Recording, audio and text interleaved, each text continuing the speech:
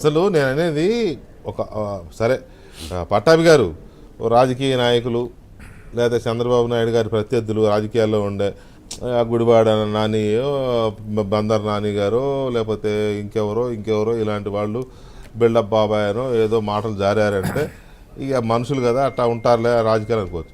ఒక పత్రిక అది జర్నలిజంలో ఉన్నామని చెప్పే పత్రిక అది మీడియాలో ఇలాంటి హెడ్డింగ్స్ పెట్టి బిల్డప్ బాబాయ్ లేకపోతే అదేంటది స్టార్ట్ కెమెరా యాక్షన్ అని హెడ్డింగ్. నేను ఒక పాయింట్ చెప్పి ముగిస్తాను.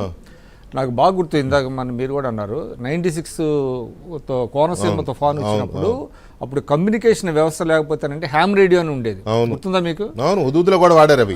అంటే అప్పటికి అసలు ఏమీ లేదు కమ్యూనికేషన్. హ్యామ్ రేడియోను చంద్రబాబు నాయుడు గారు ఫస్ట్ టైం ఉపయోగించి అదే ఎక్స్పీరియన్స్ ని హుదూద్లో వాడారు. కరెక్ట్.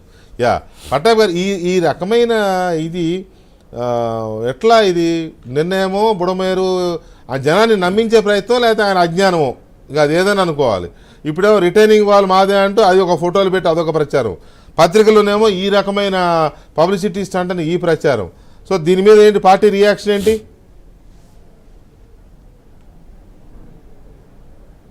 ఇప్పుడు ఈ పబ్లిసిటీ స్టంట్ ఎవరిది, ప్రచార పిచ్చ ఎవరిది అనేది మనం నిన్న డిబేట్లోనే చాలా క్లియర్గా ఎక్స్ప్లెయిన్ చేసాం. ఆ జగన్మోహన్ రెడ్డి గారి సెల్ఫీలు ఆ ఫోటోలు చూపించాం.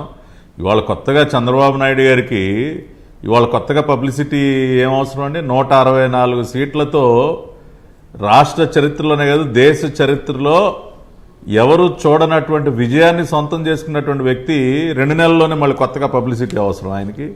ఇప్పుడు ప్రపంచ దేశాధినేతలతో ఆయన ప్రశంసలు పొందినటువంటి వ్యక్తి అండి, ఆయనకి వాళ్ళు కొత్తగా పబ్లిసిటీ దేనికండి? సరే, ఇది ఇలా ఉంటే ఇప్పుడే జస్ట్ బ్రేకింగ్ న్యూస్ అండి, ఆ పకోడీ ఛానల్లో వేస్తూ ఉన్నారు. వరద బాధితులకు వైఎస్ఆర్సీపీ భారీ విరాళం. వరద ముంచెత్తిన ప్రాంతాల్లో లక్షలాది మందికి కనీసం ఆహారం మంచినీరు కూడా దొరక్క నానా ఇబ్బందులు పడుతున్నటువంటి పరిస్థితిని చూసి జగన్మోహన్ రెడ్డి గారు చలించిపోయి పార్టీ తరపున భారీ విరాళంగా ₹1 కోటి సహాయాన్ని ప్రకటించారంట. ₹1 కోటి భారీ విరాళం, లక్షలాది మందికి ఆహారం మంచినీరు సరఫరా చేయడానికి ₹1 కోటి అంట పార్టీ తరఫున. అది కొసమేరపు ఏంటంటే వికే గారు, అది ఏ రూపంలో ఎలా ఇవ్వాలనేది మరల చర్చించి నిర్ణయం తీసుకుందామని నేతలతో జగన్ రెడ్డి గారు చెప్పారంట. ఎవరు అడగాలి వెళ్ళి? కొసమేరపు విన్నారా?